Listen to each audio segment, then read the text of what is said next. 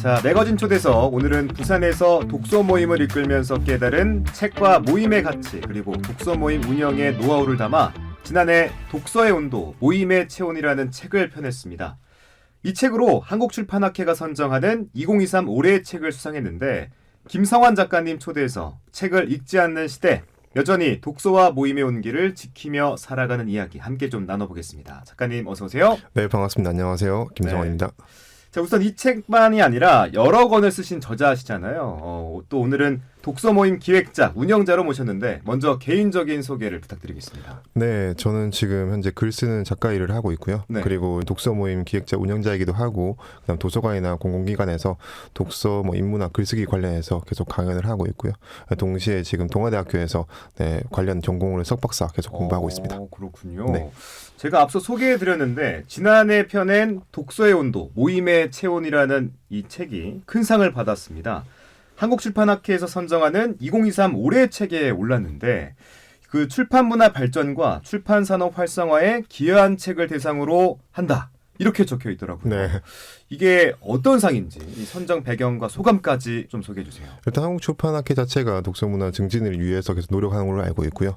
그래서 처음에 그 선정 제가 알기로 연도마다 한 3권 혹은 4권을 선정한 걸로 알고 있는데, 그 중에 작년에 운이 좋게도 한 권을 제 책으로 선정이 되었고요.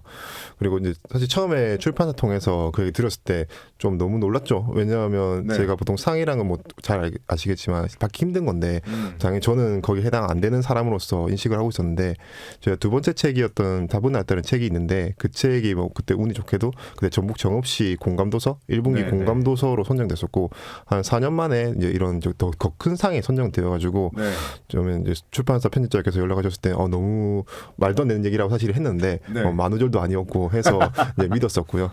그때 제가 그래서 너무 감사하다는 말씀드렸었고, 제가 올라가지는 못했고 저희 출판사에서 올라가서 상을 받아서 열심히 좋은 대답한 걸로 알고 있습니다. 네. 독서의 온도, 모임의 체온이라는 제목 그대로 이 독서 모임에 관한 책이잖아요. 네. 저도 이 인터뷰를 준비하면서 읽어봤는데 이 내용을 좀 하나씩 좀 풀어보죠. 네. 언제 어떤 계기로 독서 모임을 시작하게 됐습니까? 그 군대를 제대하고 20대 초반 초중반 때 그냥 책을 한창 읽을 때였던 것 같아요. 그냥 책에 한창 꽂혀 있어서 읽었었고, 근데 읽다 보니까 가끔씩 이제 궁금한 게 이 나랑 똑같은 책을 읽은 사람들에 대한 생각이 다시 궁금했었고요. 근데 그때 독서 모임이란 개념은 사실은 아니었는데, 근데 어떻게 하다 보니까 그런 모임을 알게 되었고, 그때 경성대학교 근처에 있는 카페에서 처음 독서 모임 갔었는데 너무 놀라웠던 거는 세상에 참 똑똑한 사람 많구나. 네, 그렇게 이해를 하면서 그때 참 경험이 새로웠던 것 같아요. 왜냐면 20대 초중반에 제대하면서 세상에서 다 할 수 있는 게 많을 줄 알았는데 나보다 더 많은 것을 할 수 있는 사람들이 있구나, 더 많은 생각하는 사람들이 있구나. 그렇게 해서 독서 모임을 이제 처음 시작을 했고 지금까지 계속 이어오는 것 같아요. 그럼 10년이 넘는 세월이었겠네요. 그냥 기간을 중간중간 당연히 취업 생활하면서 그다음 바쁘기도 하고, 그다음 또 밖에 있는 기간도 있었어가지고 좀 놓친 게 있는데 총 기간으로 한다면 6, 7년 정도. 근데 일단 이 책이라는 게 혼자 읽는 거잖아요. 네.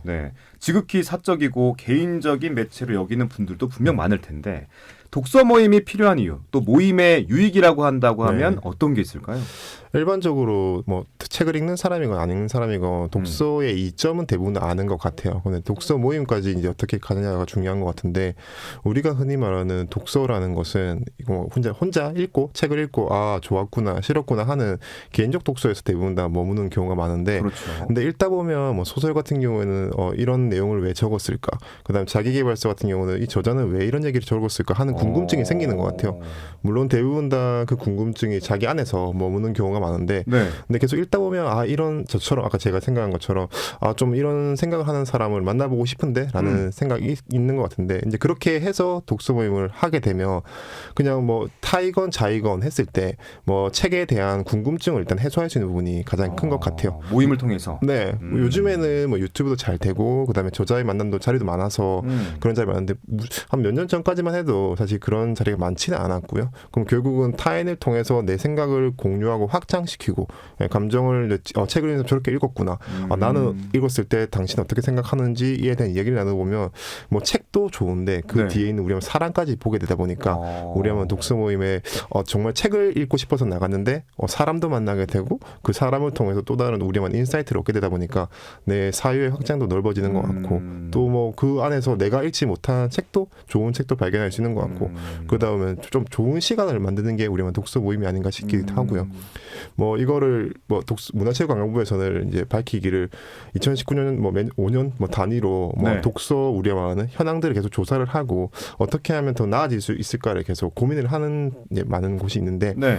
이제 거기서 밝히기를 2019년도에 이제 독서 부진을 어떻게 해소할 수 있느냐 그 방안 중에 이제 5가지 냈는데 그 중에 한 가지가 우리는 사회적 독서라는 이름으로서 명하는 건데 그 사회적 독서라는 게 아까 말씀드린 것처럼 개인적 독서에서 머무는 게 아니라 좀 함께 읽고 이야기 나눠보자라는 것이고요. 네. 사회적 독서의 가장 첫 번째로 하는 방안 중에 하나가 독서 동아리 활성화인 걸로 알고 있습니다.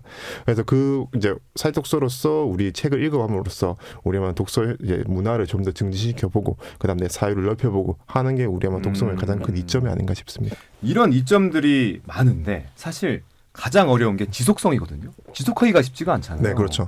책도 바로 이 지점에서 시작을 하더라고요. 네네. 작가님도 이런저런 시행착오를 반복해서 경험했을 것 같은데 네. 어떤 경험이 있었습니까? 제가 그때 제 첫 모임 참석하고 네. 했을 때 참 많은 걸 깨달았었어요. 그런데 뭐 일정상 사실 뭐 유지하기도 쉽지 않고 하더라고요.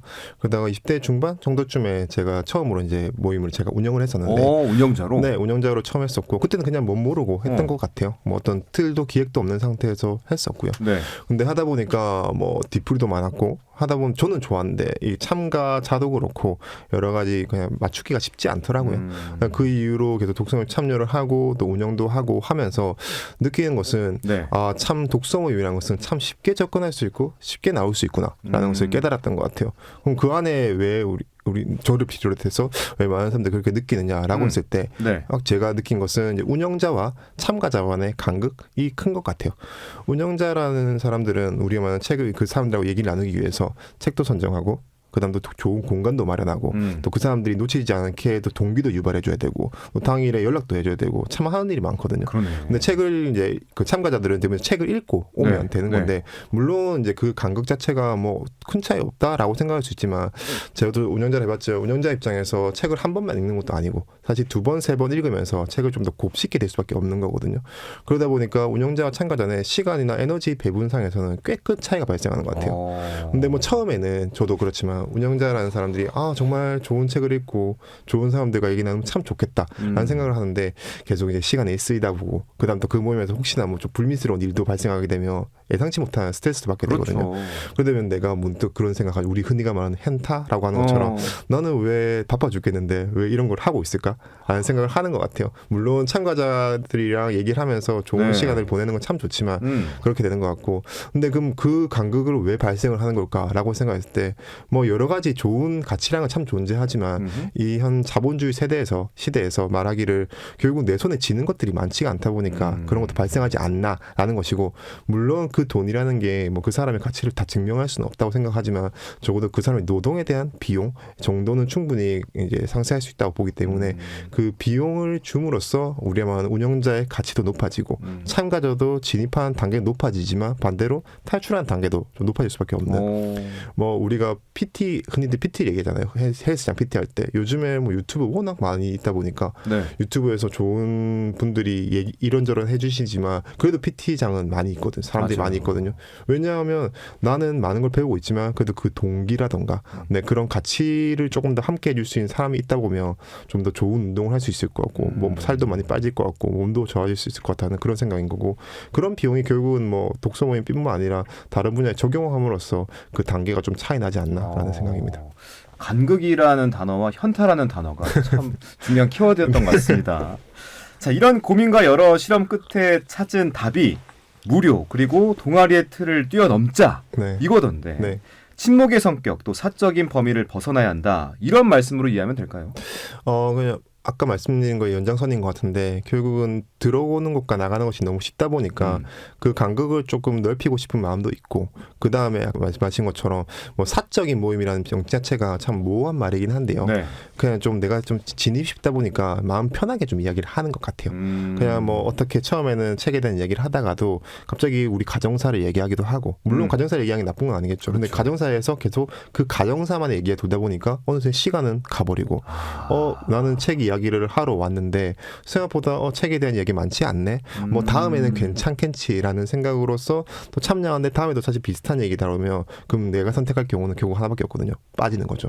빠지다 보면 물론 다른 독서모임 가면 되겠지만 뭐 사람이라는 게 그런 게 또 독서모임 뭐 많다고 해도 찾기도 쉽지는 않은 맞아요, 거고. 맞아요. 네, 거기다가 또 다른 데도 비슷하지 않을까라는 생각 때문에 그럼 내가 할 수 있는 방법은 뭐 그냥 안 하는 것이죠. 네, 안 하는 거다 보니까 이제 그런 개념에서 아까 말씀인 연장선에서 뭐 그냥 진입 장벽을 높이는 단계로서 그런 비용을 이제 첨부하는 거고 내가 비용을 낸다는 것은 그만큼 이제 정보를 알아가서 해오는 것이고 그리고 내가 그만큼 뭐 들어가는 만큼 나오는 게 있는 만큼 내가 가져갈 가치, 그다음 준비할 태도, 뭐 조금 더 책에 대한 이야기를 좀 더 진중하게 한다든가 네. 아니면 책을 좀 더 깊게 읽어간다든가 아니면 책 이외에 할 수 있는 활동들에 좀 더 다양하게 참여한다든가 그렇게 함으로써 그 모임에 대한 애정이나 충성도라고 해야 될까요? 그것도 높아지는 것 같고 그리고 이제 그런 책에 대한 가치도 조금 더 발견되는 것 같고 뭐 사람에 대한 가치를 돈으로 논할 수는 없겠지만 네. 그런 전반적인 독서 모임이 주는 이점들을 조금 더 가져갈 수 있는 점에서 그런 비용이라는 측면이 조금 있는 것 같고 그리고 앞서 운영자 입장에서 말씀을 드리면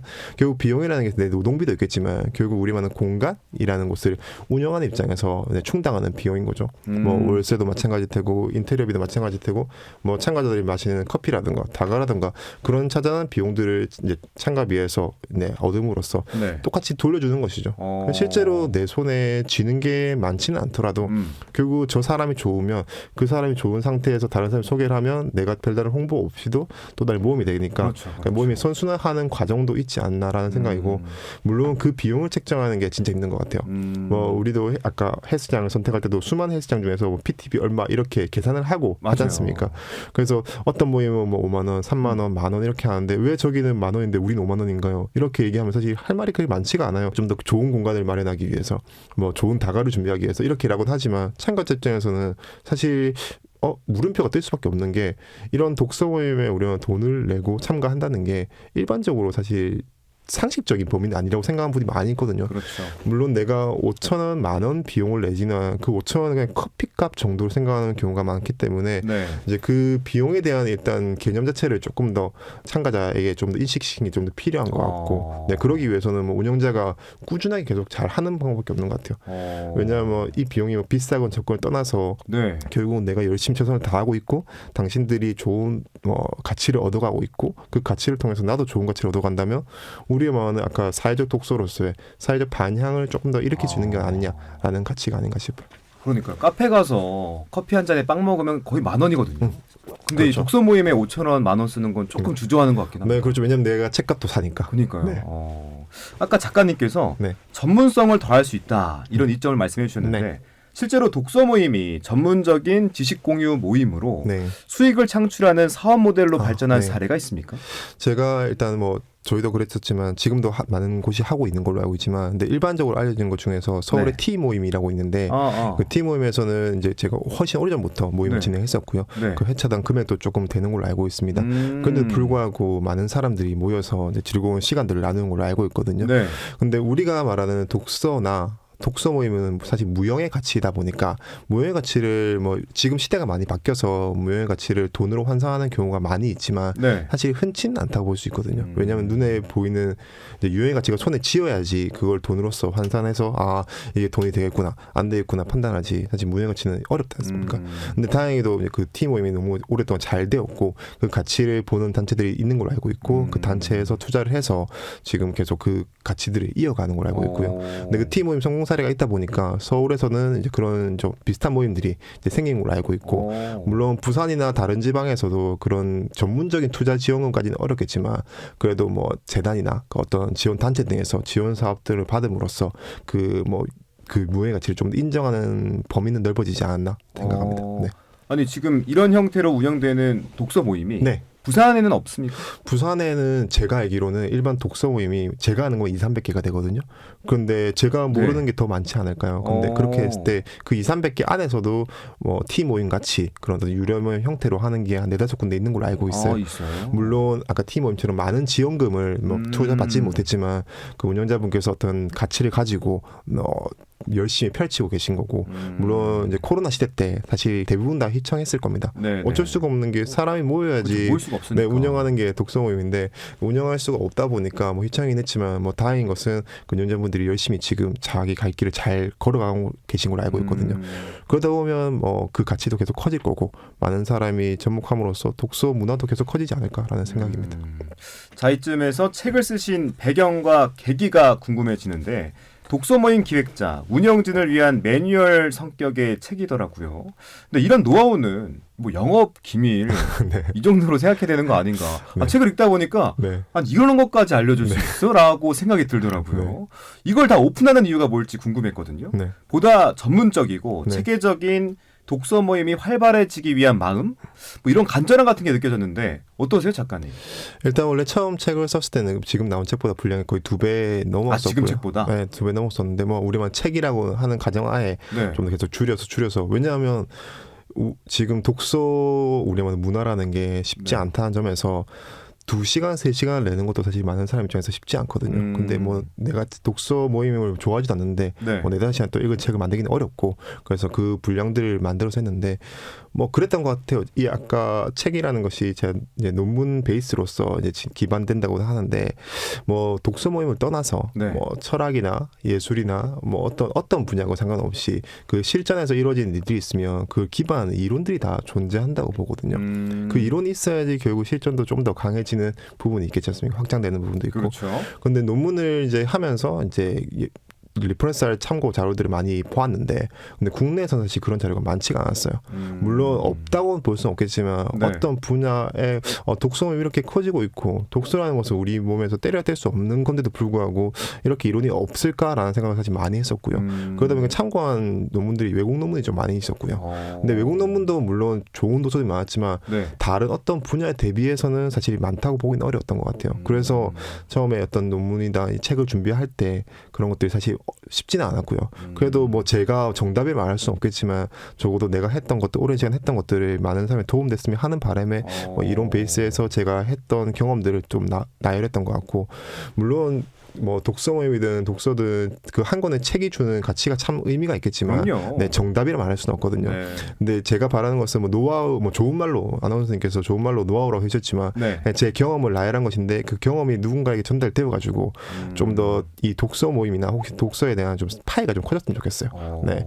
결국은 파이가 커진다는 의미가 참 여러 의미가 있겠지만 결국 파이가 커져야지 많은 사람이 참여를 하고 좀 더 신경을 쓰고 관심을 씀으로써 내가 좋고 싫고 좀 더 판단할 수 있는 기준도 되는 것 같고 지금 시대라는 곳이 뭐 우리만 유튜브를 통해서 수많은 정보를 얻을 수 있지만 그 파이는 계속 커지고 있음에도 불구하고 그걸 뭐 진실과 거짓을 떠나서 구분할 수 있는 건 마땅치가 않거든요. 그래서 적어도 파이가 이 작은 파이가 커짐으로써 네. 많은 사람이 생각하는 것은 충분히 좋은 가치가 있지 않을까라는 생각에 썼는데 너무 거창하게 그냥 아닙니다. 한다면 그렇습니다. 정말 영업 기밀이 다 남겨 있어서 너무 좋았고 이런 질문도 드려보고 싶어요. 독서 모임 돈이 될까요? 앞서 수십억 규모의 네. 투자 사례도 좀 소개해 주셨긴 네. 했지만 책을 읽다 보면 이 사업 모델로서의 독서 모임의 가능성에도 주목하게 되는데 네. 어떻게 생각하십니까? 딱 잘라 말씀드리면 뭐 된다고도 볼 수 있고 안 된다고 볼 수 있겠죠. 딱 잘라 말한 거 아닌 것 딱 같은데요. 왜냐하면 저는 모호하니까. 네. 네. 그런데 뭐 아까 말씀한 것처럼 성공 사례도 존재하기 때문에 그럼요. 많은 네. 거고. 근데 어떤 거 그런 것 같아요. 모든 사업 어떤 분야를 떠나 사업은 우리만 10% 20% 성공을 하는데 독서는 조금 다른 점이라면 다른 데서는 100개 뭐 성공 시작을 해서 10개 20개 성공한 사례라면 독서는 10개 시작해서 1개 2개 사례를 하다 보니까 네. 우리만 성공 비율은 비슷할지 몰라도 결국은 개수가 작다 보니까 이걸 성공이라 말하기에도 참 모호한 게 있는 것 같아요. 그래도 지금 아까 말씀한 것처럼 부산뿐만 아니라 전국에서 많은 분들 좋은 자리에서 걸어가고 계시다 보니까 분명히 그런 성공 사례 돈을 번다고 성공 사례는 아니겠죠. 근데 적어도 돈을 벌 수 있는 사례가 비즈니스적인 사례는 나타날 수 있다고 생각하고 물론 대신 그건 있는 것 같아요.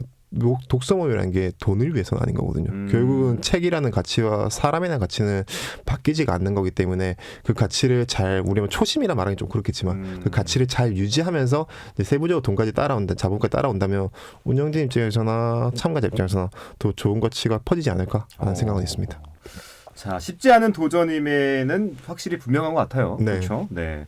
그럼에도 불구하고 독서와 모임이 여전히 중요한 이유, 여기 천착하는 이유 다시 한번 여쭤보겠습니다.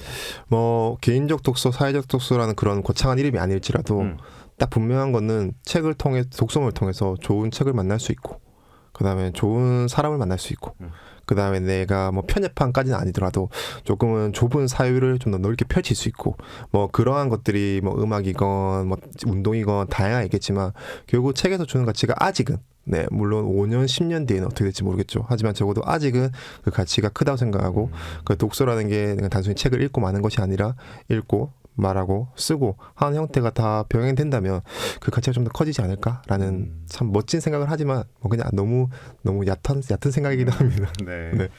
자, 책 읽는 사람이 넘치는 나라, 곳곳에 독서 모임이 활성화된 도시, 이 아마 개개인의 삶도 많이 달라질 겁니다. 물론 쉽지 않겠지만 그래도 꿈꾸는 게 중요하겠죠. 네. 자, 부산이 이런 도시가 되면 좋겠다. 끝으로 한 말씀 올려주면서 오늘 인터뷰 마무리하겠습니다. 네. 뭐 저도 부산에서 참 오래 살고 있고, 부산에서는 너무 애정도 많은 도시고, 부산 자체가 문화 도시로서 네, 전 세계적으로도 뛰어난 도시 아니겠습니까? 그래서 영화도 그렇고, 근데 독서 책도 그런 것 같아요. 뭐 부산에서 대표적인 원북원뿐만 아니라 각종 도서관에서도 워낙 너무 시스템 잘 해주시고 하는 건데, 근데 좀 안타까운 게 있다면 결국 예산 부분이겠죠. 네, 예산 부분에서 할 수 있는 게 뭐 실무자들이 똑같은 얘기를 하시거든요. 예산을 정말 열심히 퍼뜨리고 싶은 마음이 있는데도 불구하고 쉽지 않다는 것이고, 특히 뭐 한 예로 부산에서는 독립서점이 많이 있는데 그 올해 독립서점 예산이 많이 사라졌거든요. 그러다 보니까 독립서점에서 좋은 독자들을 모시고 좋은 작가들을 모시고 좋은 자리도 참 해보고 싶은데 그게 쉽지 않다는 점. 네, 그거 뭐 물론 그게 저희가 어떤 한 사람의 뭐 말로써 뭐 왜냐면 정부랑 예산이 있기 때문에 쉽지는 않겠지만 그런 것들이 조금 더 활성화된다면 부산에도 조금 더 좋은 문화가 탄생하지 않을까 싶습니다. 네. 자, 아무리 좋은 책도 좋은 독자를 만나야 비로소 그 가치가 드러나는 법이고요. 사람도 마찬가지겠죠. 함께할 때 빛이 나기 마련입니다. 외롭고 허전하다면 주변에 좋은 독서 모임 찾아보시면 좋겠고요. 책에 담긴 노하우를 쫓아서 직접 모임을 한번 만들어 보셔도 어떨까 싶습니다. 자, 매거진 초대석, 오늘은 독서의 온도, 모임의 체온, 김성환 작가와 함께했습니다. 작가님, 귀한 말씀 고맙습니다. 네, 감사합니다.